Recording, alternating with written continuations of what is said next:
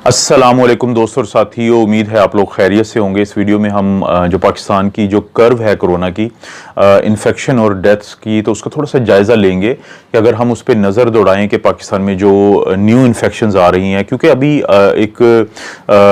हर तरफ हमें नज़र आ रहा है कि जो केसेस हैं वो बढ़ रहे हैं जब से पाकिस्तान में रिस्ट्रिक्शंस जो हैं वो रोकी गई हैं। तो इस कर्व पे अगर हम गौर करें तो ये कर्व जो नए केसेस की कर्व है ये नीचे गई थी, लेकिन उसके बाद से फिर ये ऊपर आना शुरू हो गई। और इसी तरह बदकिस्मती से जो कोरोना का शिकार होने वाले लोग हैं तो उनकी जो डेथ्स होती हैं इसके हाथों वो भी नीचे जाके अब वापस आ रही हैं। तो अब हम देखेंगे कि बेसिकली इसका मतलब क्या है हमारे लिए क्या ये चीज़ जाहिर करती है कि अगर ये कोरोना के केसेस बढ़ रहे हैं तो इसकी वजह क्या हो सकती है। एक तो बहुत बड़ी वजह है कि क्योंकि पाकिस्तान में अब कोई ख़ास रिस्ट्रिक्शंस नहीं है और मार्केट्स हों या कोई भी जहाँ पे आप इकट्ठे हो सकते हो, क्योंकि गुज़िश्ता दिनों जब मुझे मुख्तलिफ जगहों पे जाने का मौका मिला है जिनमें हॉस्पिटल ख़ास तौर पे हैं, तो बदकिस्मती से जो सबसे बुरे सीन मुझे देखने को मिले वो यही थे कि वेंटिलेशन कहीं पे भी नहीं थी। क्योंकि क्रॉस वेंटिलेशन आप लोगों ने जहन में रखना है कि जो आपके घरों में वेंटिलेशन होती है ये बहुत ही ज़्यादा अहम रोल अदा करती है वायरस को कम से कम मौका मुहैया करने का, ताकि वो किसी दूसरे शख्स में जा सके। सर्दियों में जो सबसे बड़ी वजह बनती है वायरस की ज़्यादा फैलने की और केसेस अचानक पूरी दुनिया में बढ़ जाते हैं, इसलिए कि घरों में फिर वेंटिलेशन नहीं होती, क्योंकि मौसम ऐसा होता है तो वेंटिलेशन नहीं होती और ख़ास तौर पे लोग करीब करीब होते हैं तो वायरस को बहुत मौका मिलता है फैलने का। तो कोई भी ऐसी जगह जहाँ पे वेंटिलेशन ना हो, क्रॉस वेंटिलेशन ना हो, वहाँ पे आपके जहन में ये बात आनी चाहिए कि यहाँ पे चांसेस बहुत ज़्यादा हैं वायरस के किसी भी शख्स को मुंतकिल होने के। और यही देखा गया था कोरोना वायरस जब शुरू में दुनिया में आया है तो सबसे पहले जो बहुत ज़्यादा ये फैला उसमें शादियाँ टॉप पे थी, उसमें फ्यूनरल्स टॉप पे थे कि ये वो मौके होते हैं जहाँ पे ज़्यादा लोग थोड़ी जगहों पे इकट्ठे होते हैं और वहाँ पे वेंटिलेशंस आमतौर पे हमारे जो स्ट्रक्चर्स बने हुए हैं, चाहे वो इबादत की कोई जगह हो या कोई खुदा ना खास्ता जो जनाजा या उससे मुतल्लिक जो लोग जहाँ पे कहीं इकट्ठे होते हैं, या हमारे जो हॉस्पिटल्स होते हैं या हमारे जो मुख्तलिफ इदारे होते हैं, कहीं पे क्रॉस वेंटिलेशन बहुत ज़्यादा ख्याल नहीं रखा गया, क्योंकि इससे पहले लोगों के जहन में नहीं था कि इस हद तक हालात ख़राब हो सकते हैं कि हमें वेंटिलेशन की ज़रूरत होगी। तो एक तो ये बड़ी वजह है कि वो तमाम जगहें जहाँ पे क्रॉस वेंटिलेशन आप मुझसे बेहतर समझते हैं कि जब हवा एक तरफ से आ रही हो बिल्डिंग की और दूसरी तरफ से जा रही हो, तो ये एक अमल होता है, ये वायरस को इंसानों से ज्यादा बाहर फेंकने का वजह बनती है। और दूसरी वजह यह है कि क्योंकि अब रिस्ट्रिक्शन कम से कम है, बच्चे स्कूल से आ रहे हैं, तो उसकी वजह से नए लोगों से मिल रहे हैं। कहा जाता है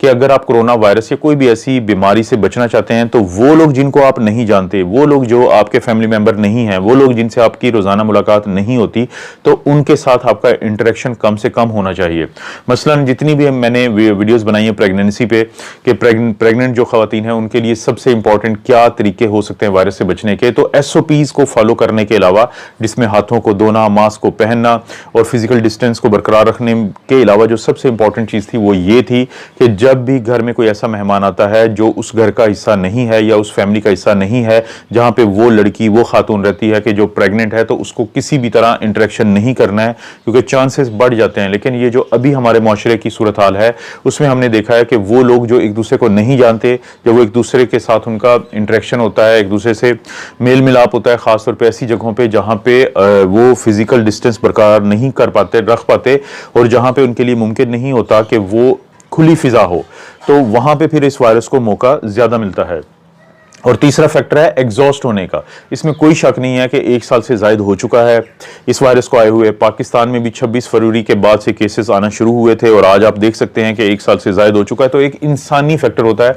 कि इंसान किसी भी एक काम को कर करके एग्जॉस्ट हो जाता है, थक जाता है, और यही हुआ है हमारे पाकिस्तानियों के साथ भी पूरी दुनिया की तरह के अब लोग इस चीज़ से इनडिफरेंट हो गए हैं। वो कहते हैं कि हमें कोई फ़र्क नहीं पड़ता कि अब अभी किसी को कुछ होता है। वो कहते हैं कि हम थक गए हैं ये हाथों को धो धो के, हम अपने चेहरे पे मास्क पहन पहन के, हम लोगों से दूर रह रह के। लेकिन दोस्तों इस जहन में रखें कि आप थक सकते हैं लेकिन वायरस नहीं थका, क्योंकि वो बहुत तेजी से तकसीम होता है। तो कोई भी जो नया वायरस आता है उसका 2 मकसद होते हैं कि एक तो किसी के अंदर जाके अपने आप को रेप्लिकेट करना और दूसरा ये कि अपने आप को किसी भी किस्म की एंटीबॉडी से, किसी भी किस्म के इम्यून सिस्टम से बचाना। तो ये जो इम्यून सिस्टम से बचाने का अमल है ये जन्म देता है उस रेप्लिकेशन या तकसीम दर तकसीम अमल के दौरान होने वाली म्यूटेशन म्यूटेशन से, और जब कोई म्यूटेशन किसी भी वायरस में, खासतौर पे मैं यहाँ पे कोरोना की बात कर रहा हूँ, कि जब वो उसमें रह जाती है और वो म्यूटेशन वाला वायरस ज्यादा फैलता है तो इसको हम वेरिएंट कहते हैं। और ये वेरिएंट ज्यादा फैलते हैं जब कभी वायरस को ये डर हो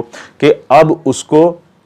मारने की कोशिश की जा रही है। जैसे हम किसी को प्लाज्मा थेरेपी देते हैं, जैसे हमारा जिस्म एंटीबॉडीज बनाता है, या खुदा न खास्ता वो मरीज जिनको हम इम्यूनो कॉम्प्रोमाइज कहते हैं, जिनकी कुव्वत मुदाफ़ियत कमजोर होती है, तो उनके अंदर वायरस को बहुत ज्यादा टाइम मिल जाता है रेप्लिकेट होने का, तकसीम होने का। तो फिर वो जो वेरिएंट्स होते हैं वो इस एंटीबॉडीज के दबाव के तहत मुख्तलिफ जगहों पर, चाहे वो किसी भी मुल्क में हो, किसी भी नेशनलिटी, एथनिसिटी या कम्युनिटी में हो, तो वो नए वायरसेस की अकसाम को जन्म देते हैं, जिनको हम वेरिएंट्स कहते हैं। और इस पूरा जो एवोल्यूशन है, यानी इसके वायरस के बढ़ने का अमल है, इसको हम कन्वर्जेंट एवोल्यूशन कहते हैं। तो वो जन्म देता है नई स्ट्रेन को, नए वेरिएंट्स को। यही हमने देखा है पहले बरतानिया में, कि बरतानिया का एक इलाका है जिसको हम कहते हैं कैंट, तो वहां पे B.1.1.7 एक वेरिएंट आया। फिर साउथ अफ्रीका में का एक मखसूस इलाके हैं कि जहां पे एक B.1.351 एक वेरिएंट आया। फिर ब्राजील में एक P.1 जो नया वेरिएंट था वो आया। और भी हम देख रहे हैं, लेकिन अभी बदकिस्मती से पाकिस्तान में ऑफिशियली हमें नहीं बताया जा रहा कि पाकिस्तान में कौन सा वेरिएंट है, क्योंकि ये जो अचानक केसेस बढ़ना शुरू हुए हैं। और खुद ये मेरे जो पेशेंट्स हैं उनमें मैंने ये देखा है कि पहले अगर एक या दो फैमिली के मेंबर आते थे कि उनको प्रॉब्लम हुआ, यानी एक मैं आपको पर्सनल ऑब्जर्वेशन बताता हूं कि पहले ये होता था कि कोई अपने पेरेंट्स को लेके आया, किसी एक माँ या बाप में से, और कहा जी इनको फीवर हुआ है, बाद में उनका कोविड पॉजिटिव निकला। लेकिन अब ये देखा जा रहा है कि विद इन 2 और 3 डेज, 2 से 3 दिन के अंदर एक फैमिली के अंदर अचानक ही 4 या 5 लोग बीमार हो रहे हैं। इसका मतलब है ट्रांसमिसिबिलिटी ज्यादा है, एक से दूसरे में फैलने का अमल ज्यादा। और ये जो ट्रांसमिसिबिलिटी है, ये जो यूके की स्ट्रेन है, इसमें बहुत ज्यादा पाई गई है कि जो वो वायरस है वो बहुत तेजी से फैलता है। और ये साबित हो चुका है, पाकिस्तान में कंफर्म हो चुका है कि यूके वेरिएंट मौजूद है। लेकिन किस हद तक मौजूद है, ये हुकूमत का फर्ज है कि वो जो जीनोम सीक्वेंसिंग करते हैं, तो उनको ऑफिशियली अब हमारे जो न्यूज़पेपर हैं उनमें शाया करें कि पाकिस्तान के किस इलाके में कौन सा जो है वो वेरिएंट है। क्योंकि पाकिस्तान में अब 2 जगहों पे हमारे पास वो मशीन आ चुकी है जो ये जीनोम सीक्वेंसिंग करती है। एक है इस्लामाबाद में जो नेशनल इंस्टीट्यूट ऑफ हेल्थ है, और दूसरा है कि लाहौर में भी जो गवर्नमेंट ऑफ पंजाब है उन्होंने तकरीबन 4 करोड़ की मशीन ये खरीदी है। तो अभी इसके रिजल्ट हमें शो करने चाहिए ताकि लोगों को ये अंदाजा हो। और ये बड़ा अच्छा टाइम है। अच्छा टाइम मैं इस लिहाज से कह रहा हूं कि अगर खुदा ना खास्ता इस बात को जो मैं आज आपसे कह रहा हूं 3 से 4 हफ्ते गुजर गए तो आपके इतने केसेस हो जाएंगे कि फिर संभालना मुश्किल हो जाएगा। लेकिन जब आप लोगों को बता देंगे कि पाकिस्तान में क्योंकि B.1.1.7 वेरिएंट मौजूद है, तो आप लोग बहुत मोहतात हो जाएं। और फैमिलीज खास तौर पे, क्योंकि इस वक्त कोई जब एक घर में कोई केस आता है तो बाकी जो लोग होते हैं उनको वो बहुत ज्यादा इस चीज को टेंशन नहीं लेते, बहुत ज्यादा इस चीज का उनको परेशानी नहीं होती कि उनके घर में कोई केस है। और ये जो PSL आप लोगों ने देखा है दोस्तों कि इसको रोका गया, तो इसकी भी क्या वजह थी कि 1 मार्च को पहला केस आता है और 4 मार्च को 7 से ज्यादा केसेस आ जाते हैं। इतना तेजी से वो वायरस फैला कि उनको वो PSL रोकना पड़ा। और बदकिस्मती की जो एक बात है कि जब मैं PSL, जाहिर है आप तमाम दोस्तों की तरह मैंने भी वो मैच काफी देखे, एंजॉय किए, तो सबसे ज्यादा जो दुख और तकलीफ की बात होती थी कि जब PSL के मैचेस के दौरान पाकिस्तान का जो अपना टेलीविजन है स्पोर्ट्स का, उस पर साबुन, डिटर्जेंट, मोबाइल और आप हर किस्म की ऐड देखते थे। और अगर नहीं देखते थे तो वो ये नहीं ऐड देखते थे कि वैक्सीन लगवानी चाहिए या नहीं लगवानी चाहिए, आपने SOPs को फॉलो करना है नहीं फॉलो करना है। क्योंकि वो प्राइम टाइम होता था, लोग टीवी से जुड़े होते थे, तो उस वक्त बड़ा अफसोस होता था कि जब हमारी डायरेक्शन नहीं है इस चीज़ को रोकने की तो फिर यही नतीजा निकलना था। तो इस वीडियो बनाने का मकसद ये है कि आपको बताया जाए कि जो पाकिस्तान की कर्व है डेथ्स की, और ये पाकिस्तान की जो कर्व है जो नई इन्फेक्शन की, वो ये जाहिर कर रही हैं कि पाकिस्तान में और ख़ास तौर पे बड़े शहरों में इस वक्त ये केसेस बहुत तेज़ी से फैल रहे हैं। तो आपने कोशिश करनी है ख़ुद को भी बचाना है और अपने घर में मौजूद जितने भी वो लोग जो जिनके अंदर रिस्क फैक्टर हैं, जैसे शुगर है, ब्लड प्रेशर है, और भी बहुत ज़्यादा रिस्क फैक्टर हैं। और आज जो मैंने अपने मेन चैनल पर एक वीडियो बनाई है उसमें मैंने एक ऐसे ही रिस्क फैक्टर पर बड़ी डिटेल में बात की है। तो मैं कोशिश करता हूँ कि उसका लिंक नीचे डिस्क्रिप्शन में दे दूं ताकि आप उस वीडियो को भी देखें, ताकि आपको कोई अपडेट मिले। और कोशिश होगी दोस्तों आप लोगों के लिए कोई ना कोई ऐसी अपडेट मैं लाता रहूं। आप अपना और अपनी फैमिली का ख्याल रखें। अल्लाह ताला आपको और आपकी फैमिली को हर किस्म की बुराई, बीमारी और आजमाइश से महफूज रखे।